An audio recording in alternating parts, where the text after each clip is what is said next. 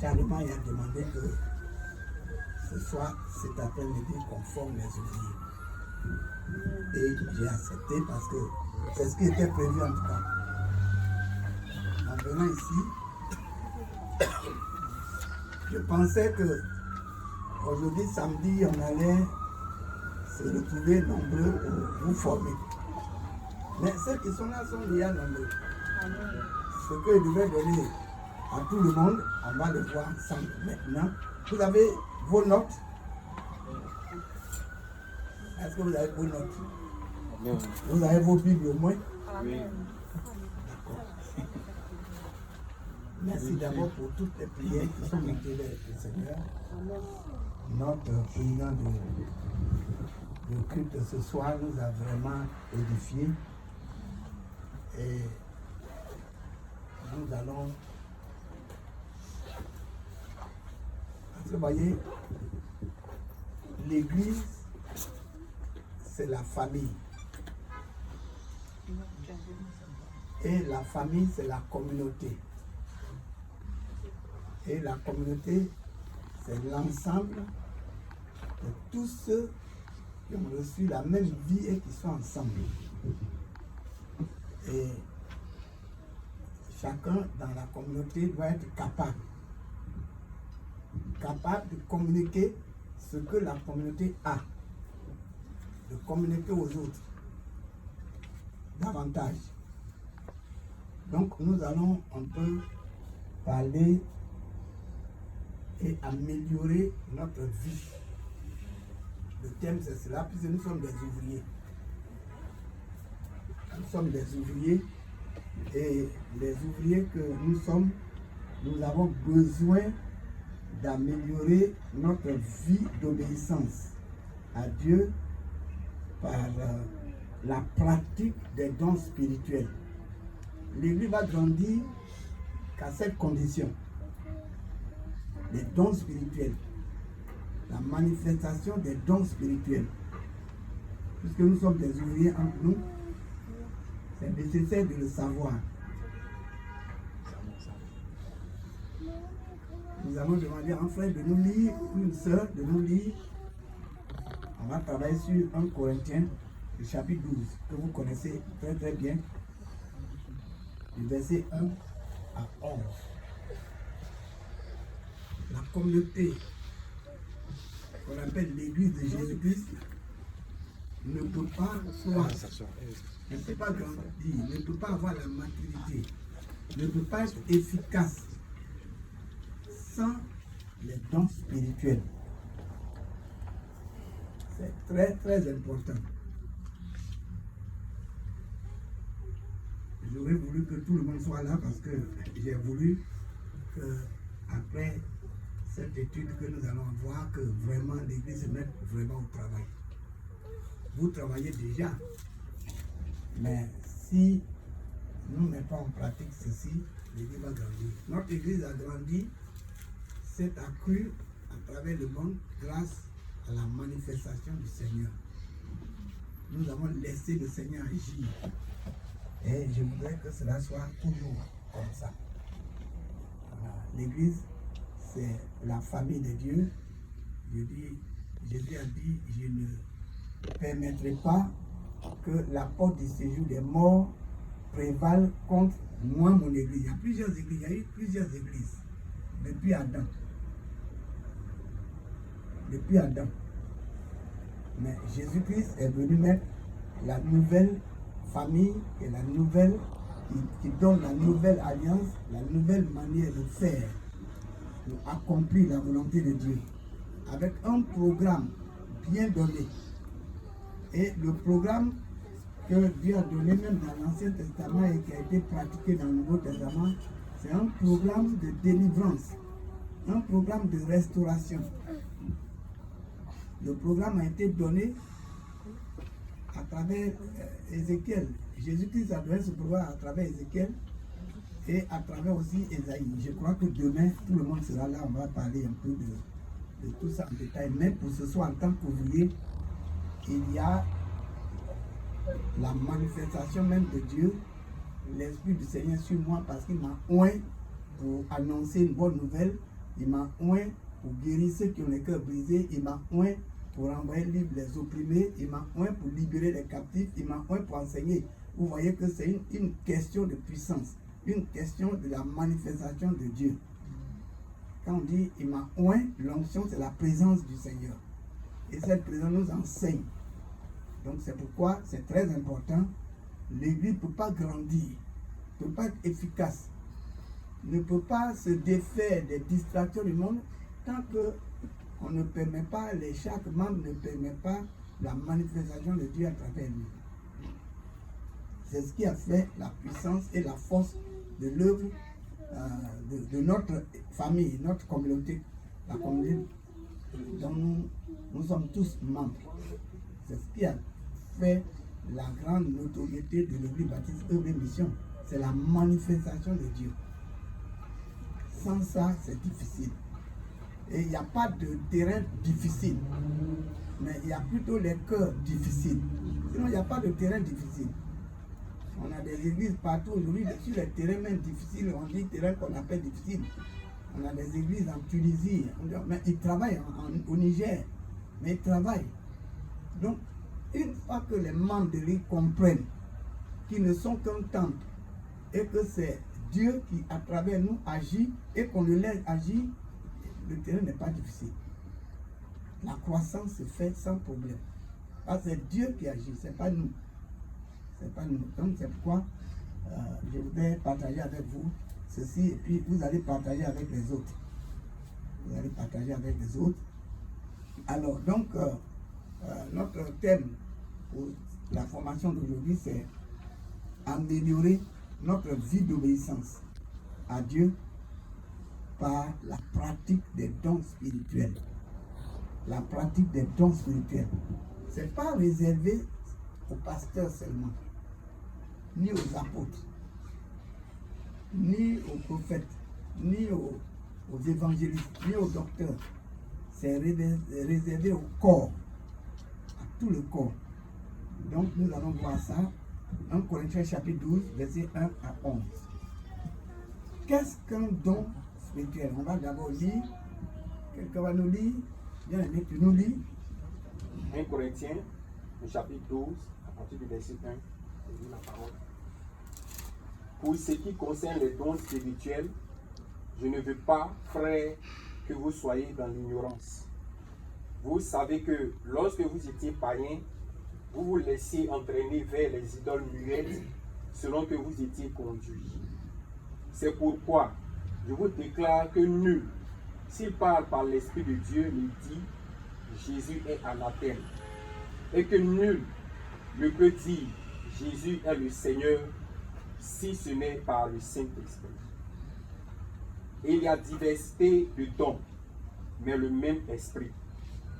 Diversité de ministères, mais le même Seigneur. Diversité d'opérations, mais le même Dieu qui opère tout en tous. Or, à chacun, la manifestation de l'Esprit est donnée pour l'utilité commune. En effet, à l'un est donné par l'Esprit une parole de sagesse, à un autre une parole de connaissance, selon le même Esprit. À un autre, la foi par le même Esprit. À un autre, le don des guérisons par le même Esprit.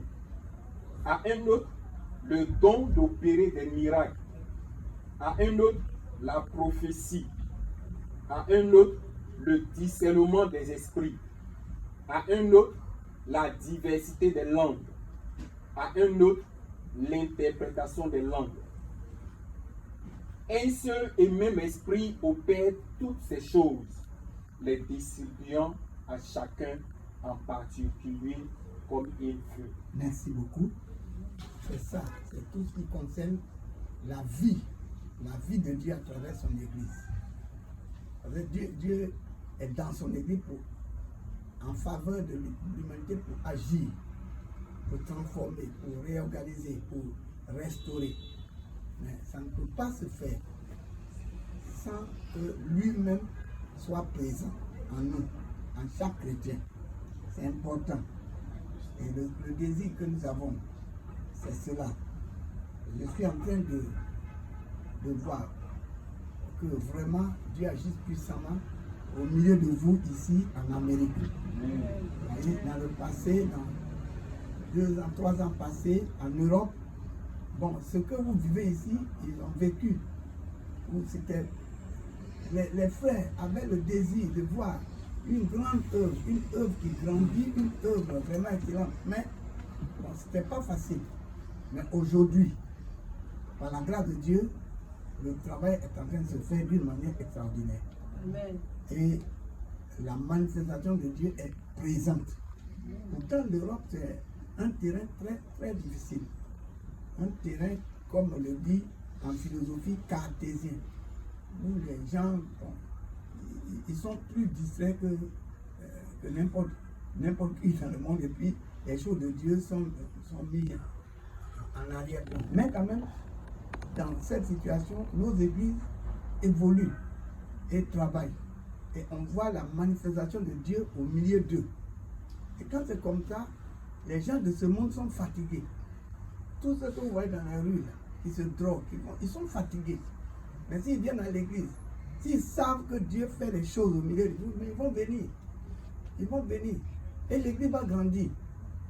L'église va grandir. En tout cas, c'est ce qui fait la force de notre œuvre. Évidemment, par la grâce de Dieu aujourd'hui, on a contaminé des milliers de jeunes qui d'autres sont dans les ministères maintenant, les petits ministères, que nous sommes en train aussi d'aider. En plus de œuvre et mission, on les forme, Dieu les forme, Dieu fait là, on n'a même pas le temps. Pour que l'église vive, que le réveil soit. Donc je sais que c'est dans votre désir, c'est votre cœur. Votre cœur est vraiment, vraiment, vraiment contrit parce que vous voulez voir cela. Vous voulez voir les grandes choses s'opérer. Vous voulez voir la présence de Dieu s'opérer. Mais en tant que des ouvriers, ça a d'abord cette grâce. Mais qu'est-ce qu'un don spirituel? Qu'est-ce qu'un don spirituel? Nous allons demander à notre bien-aimé de nous lire Éphésiens 4, verset 6. Qu'est-ce qu'un don spirituel?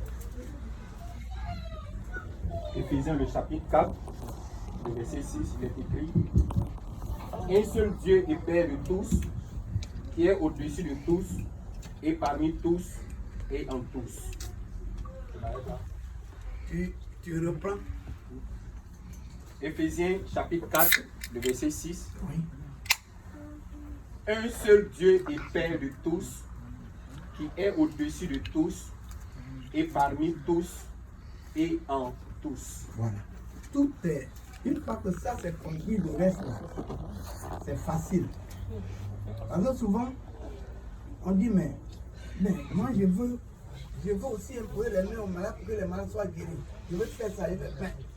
Qui est la source? C'est tellement simple.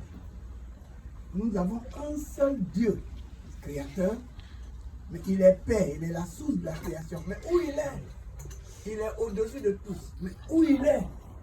Il est parmi tous. Quand il est parmi nous, on l'appelle Saint-Esprit. On le sanctifie, on dit Saint-Esprit. Parce que nous sommes des esprits, les gens sont des esprits. Parmi nous, il y a des bons et des mauvais.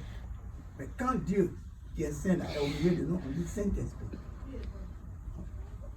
Mais où il est? Il est parmi nous, il est Saint-Esprit. Mais où il est encore? Il est en nous. Il est en tous. Bon, s'il est en moi et qu'il voit malade, qu'est-ce qu'il va faire? Quel principe il a donné? Impose les mains, c'est tout ce qu'il demande. Donc c'est une question d'obéissance. Si la communauté, tous les membres obéissent, s'ils obéissent là, c'est fini. Mais si on est distrait, on n'obéit pas, on va avoir la sécheresse. On ne va pas sentir la présence de Dieu. Mais si on obéit à sa voix, c'est fini. Donc, pour permettre aux chrétiens d'être efficaces, Dieu se donne. Un seul Dieu et Père. Il est Dieu et Père de tous. Où il est? Il est au-dessus, mais il n'est pas resté au-dessus. Il s'est donné. Il est en tous. Il s'est donné aussi et il est parmi nous. Je suis avec vous tous les jours jusqu'à la fin du monde. Là où 2 ou 3 sont réunis, je suis là.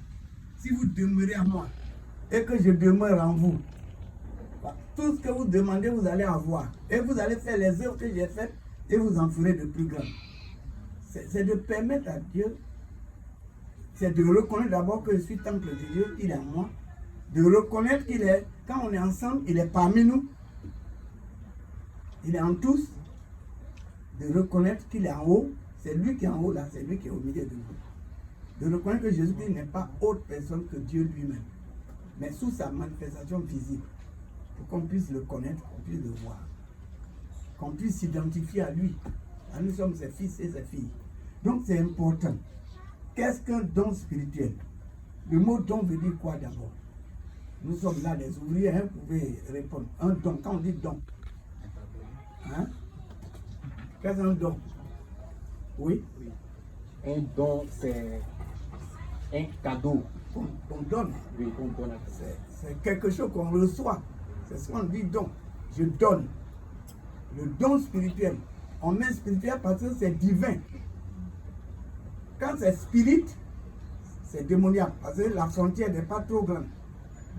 Il y a la spiritualité, il y a le spiritisme. C'est pourquoi aussi on fait, vous allez voir que dans la gestion de sa présence, la gestion de sa manifestation, il donne le discernement des esprits pour qu'on ne confonde pas lui, sa manifestation, avec celui du diable. Hein? C'est ça. Donc c'est important d'avoir, surtout nous les ouvriers. D'abord nous les ouvriers. Le peuple nous suit. Voilà. Donc c'est important de comprendre ça. Qu'est-ce qu'un don? C'est Dieu qui se donne. Et on dit spirituel, mais ça doit être spirituel. Ce n'est pas le spiritisme. Ce n'est pas le charlatanisme. C'est pourquoi il faut la pratique doit être une pratique basée sur la volonté de Dieu, sur les Saintes Écritures. C'est important. Alors vous avez répondu, qu'est-ce qu'un don? Ça vient de qui? Dieu. Ça vient de qui? De Dieu. Pourquoi vous dites cela? C'est Dieu lui-même qui se donne. Oui, mais Dieu il est où? En Il est en haut. Mais est-ce qu'il est resté en haut? Non. Où il est encore? Il est parmi nous. Quand il est parmi nous, comment on l'appelle? Saint-Esprit. Donc il est encore où? En nous. C'est pas lui qui est Christ. C'est Christ. Mais Christ est en moi. Si je vis, ce n'est plus moi qui vis, c'est Christ qui vit en moi. Si je sais ça, mais j'obéis facilement. Le problème, souvent, on ignore. On peut être devant un pécheur et puis on se demande est-ce que Christ est là? Mais Christ est en toi. Il utilise ta bouche pour parler. Il utilise tes mains pour guérir, pour restaurer. Il utilise ton cœur pour aimer. Voyez, il est là. Donc c'est Dieu qui se donne. C'est Dieu qui se donne. L'homme est temple. Maintenant, deuxième question. Qui peut pratiquer le don spirituel? Qui peut pratiquer le don spirituel? Voilà, c'est le chrétien, c'est l'homme. Bon, les hommes chrétiens, c'est l'homme réconcilié avec Dieu. Par quoi? Par l'obéissance à la parole. Vous voyez un peu? Bon, quand on dit chrétien, c'est petit Christ. Mais avant d'être chrétien, on est d'abord des êtres humains. N'est-ce pas? On est d'abord des êtres humains. Et maintenant, Dieu s'adresse à nous, il parle, il s'adresse à nous, et on vient, on se réconcilie avec lui, et lui, il vient à nous. Je me tiens à la porte et je frappe. Si quelqu'un entend ma voix, qu'est-ce qu'il fait? J'entre chez lui. Voilà, il vient. Donc, vous voyez que nous ne sommes pas dans une religion, mais nous sommes dans une relation. C'est la relation. L'église n'est pas une religion, mais le monde dit religion, c'est le mot que le monde a. Mais nous, c'est autre chose, c'est la relation. Nous sommes réconciliés et Christ est en nous, nous sommes en Christ. Ça veut dire que Dieu en nous, nous sommes dans le Seigneur. C'est une relation, une communion. C'est une communion. C'est pourquoi on nous appelle communauté. Dans le mot communauté, il y a commun. On a tout en commun. Mais dans le mot commun, il y a comme. Chacun vit comme l'autre. Et nous vivons comme Dieu. Soyez mes imitateurs comme je le suis de Christ. Donc, vous voyez, c'est ça. On doit comprendre ça en tant que des ouvriers. Donc, nous sommes ouvriers dans la même communauté. On doit faire les mêmes choses, voir la même façon, de la même